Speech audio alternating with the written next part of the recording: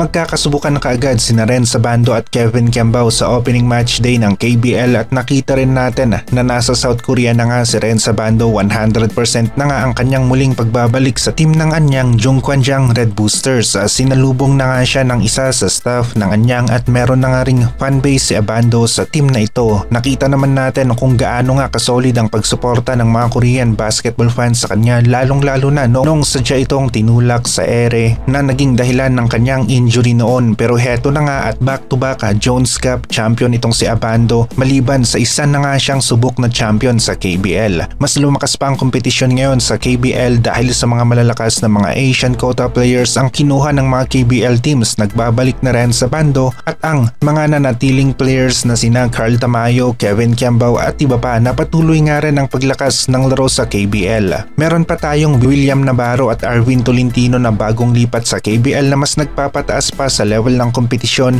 ng Asian quota players. Masasabi natin na mga dekalidad ng mga Pinoy players ang nasa KBL ngayong 2025-2026 season at mukhang ito ang pinakamalakas na grupo ng Asian quota players. Lahat ay Gilas level ang galawan o laruan. Winalcome na nga rin ng Anyang si Renz Abando. Siguradong sigurado na ang kanyang pagbabalik sa team ng Anyang Jungkwanjang Red Boosters at yung unang laro pa nga lang ni Abando sa kanyang muling pagbabalik sa KBL ay ang unang makakalaban kaagad niya ay si Kevin Kiambao na naglalaro naman para sa team ng Sono Sky Gunners para sa isang opening match game.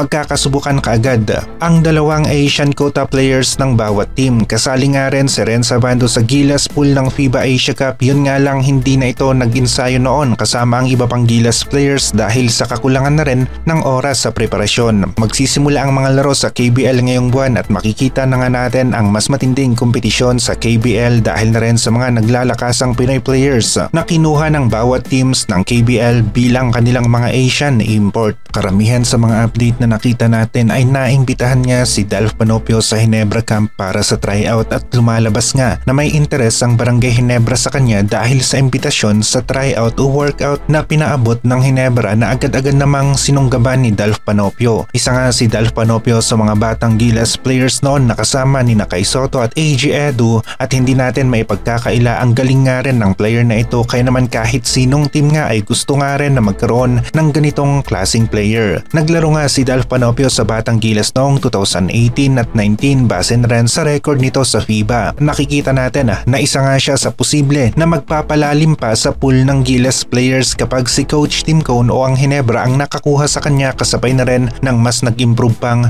frontline ng Gilas. Dahil na rin sa meron na tayong QMB na makakasama ni Kai Sotto, AG Edu at Junmar tapos maganda-ganda nga rin ang chance ni Ange Guame na maging local player ng Gilas team sa susunod na taon dahil pwedeng umapila si Ange Guame sa FIBA kapag nakumpleto na niya ang 10 years residency dito sa Pilipinas na siya namang isa sa guidelines ng FIBA para maikonsidera nga nila na maging isang local player ang isang manlalaro ng isang bansa.